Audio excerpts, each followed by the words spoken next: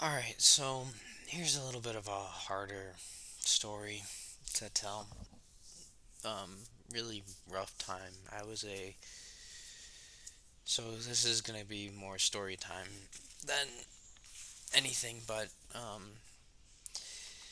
so when I was a freshman, it was when I started getting a lot of suicidal thoughts, and that's when I made a majority of my attempts, I think. Um, I was, um, in March, I was admitted into the PBMU at Seattle Children's Hospital, which is a children's psychiatric unit, I believe. And it's a fucking horrible place. It sucks because every single door is locked. Like, you can't get into your room, you can't go to the bathroom, you can't do anything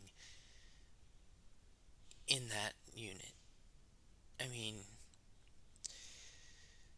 there is not a door that is not unlocked at least one way. Like, so they had several dorms, and they like I call them dorms. You slept in your own cot by yourself. No photo devices, no cameras, um, no so you couldn't have your phone. Um, if you wanted to have music, you had to get like an iPod. Like, this was like 2016. Fucking had to get an iPod. So you know, had to do that. Um, and and I was listening to mixture music. I'm a big country music guy, but I was in a there was just one band. There's nothing else that I listened to, but it was country music or this one band called Hollywood Undead. Majority of the audience, I probably assume you know it, and I was pretty obsessed with the song Bullet. Really not a good spirits lifting song. It's if you heard the instrumental, you'd be like, oh, it's a cheery song. Not a cheery song. But anyways, so I was in the PBMU, and this is also when the song "May We All" came out for by Florida Georgia Line, which had a severe effect on me and was something that actually gave me the ability to cry when I couldn't cry because I was so emotionally stonewalled and so emotionally like fed up that I needed something to cause me to cry. And that was that song, May We All. And so I spent 7 days, and this is, if you know baseball at all, this is the beginning of high school season, freshman year. And I spent the beginning of my freshman year 7 days. I missed 4 games. I was furious. Um, because I was in the hospital. And there was a whole slew of rumors that came out of it. Not good. Um, but um, so in the hospital, you run around. You not run around, but they parade you around to like different rooms, and they have like different like things you can have visitors. You can have, but they're you know, I mean it's hard. I mean, but it's a not a fun place. Um, and you can't even keep like your phone in like your room. Your parents have to keep it and hold on to it, and they go through everything.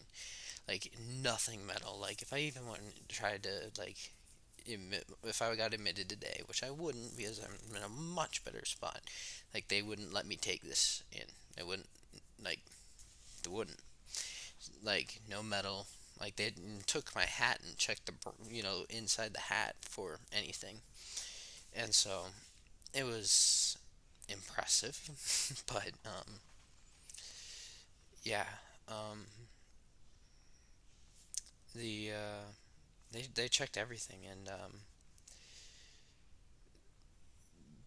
they did these skills that were just some were just so stupid because they were for so many different age ranges, and I fucking hated that place.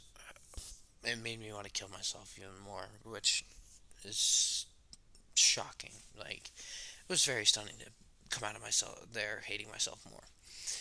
But so I was in there for 7 days, and I was told I was going to release on a Saturday, and I was like, finally, I can go back. I can play baseball because that was the biggest thing in my life. Like, it was what gave me joy. And Saturday comes, and I'm like, oh, I'm getting released, yay! And they're like, yeah, we're gonna keep you 3 more days.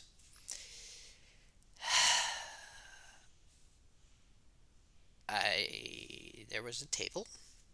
It was bolted on with screws, and it was made of wood. I said, remove that table with said force, and sat there crying. And they had to bring people in, security, and they tell me to put the table down. I threw threw it aside, and I was released that day because I don't fucking know. But they parade you around at like 8 o'clock. They're like, okay, we're doing sleep hygiene, or 7 o'clock, we're doing sleep hygiene, and then they put you in your room at 8, and you're stuck there, and you have nothing to do, and it sucks. And so if you have any relationships, you can't text, and like you get like 15 minutes in the bathroom, like for showers and whatnot. It's like it's bull. And I'll say this: you hear all these things about hospital foods. I'm gonna give you one positive. The hospital food wasn't terrible, but it was still not great. But um, yeah, no. But the biggest thing that mattered the most to me was this. This was my 14U year, and um, that was the time I should have worn my shirt for it.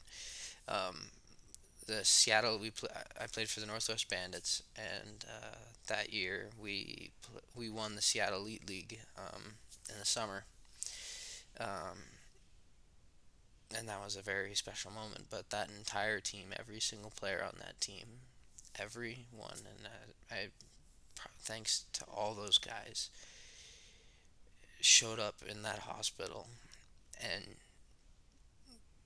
was there for me, every single one. And there's moments like that where you just realize that even if it's just one guy who shows up, it's just moments that realize that people do care. And it was amazing to see my teammates, come and, just make sure I was okay, and that they cared. And it brings me to tears to this day. And I just want to say thank you to those guys. I know probably none of them will see this video, but that that moment was another moment why I survived. Probably big play, but that's why I always said that team was a brotherhood, and probably a big reason why we played so well together and won our league and we're very dominant. But anyways, that's a little bit of a high note to end on, so I'll leave it at that. So take your victories where you can, even in the lowest points. All right, take care. God bless.